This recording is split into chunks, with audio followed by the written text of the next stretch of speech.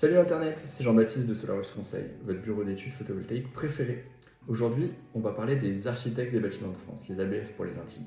Vous savez, c'est les gardiens du patrimoine qui veillent à ce que nos belles régions restent belles et parfois sans panneaux. Alors comment optimiser nos chances de réaliser des projets sans se faire taper sur les doigts? C'est parti pour les astuces avec les ABF. Alors, faut savoir qu'il y a différents contextes en fait pour les installations, notamment sur la zone d'implantation. On peut être en zone agricole, on peut être en centre ancien, en faubourg ou alors en zone d'activité. Évidemment, c'est beaucoup plus facile d'avoir un accord sur une zone d'activité que sur le toit de Notre-Dame. Mais on pourrait en discuter.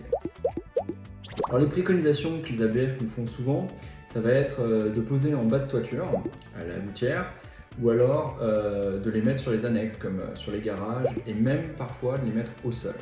On a aussi des préconisations de type des couleurs de panneaux qui soient adéquates avec les tuiles, ou alors de l'intégration en toiture.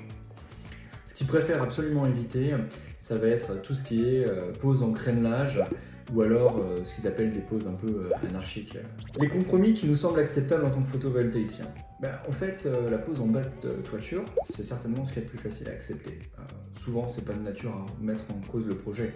Certes, on va peut-être avoir un impact d'un ombrage d'un arbre ou du voisinage qui va être un petit peu plus important, mais souvent, c'est pas de nature à remettre complètement le projet en cause.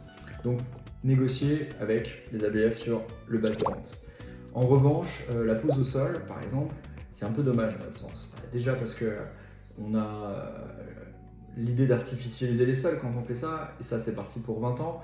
Et puis en plus de ça, tant qu'on n'est pas passé à la S24, on n'a toujours pas de valorisation du surplus, ni de la prime à l'autoconsommation quand on est sur une pose au sol.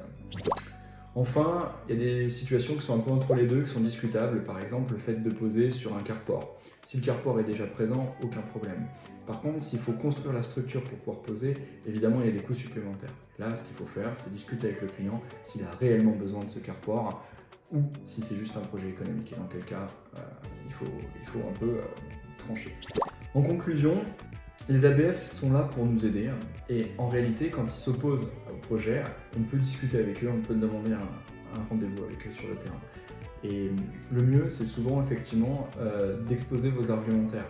Venez avec une étude chiffrée, un projet qui est cohérent, expliquez effectivement votre démarche et montrez à quel point l'impact sur l'espace public est le plus limité possible.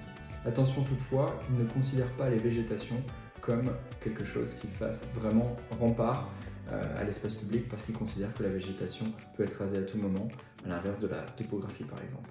Et voilà Internet, j'espère que ça vous a plu. On se revoit bientôt pour de nouvelles aventures photovoltaïques.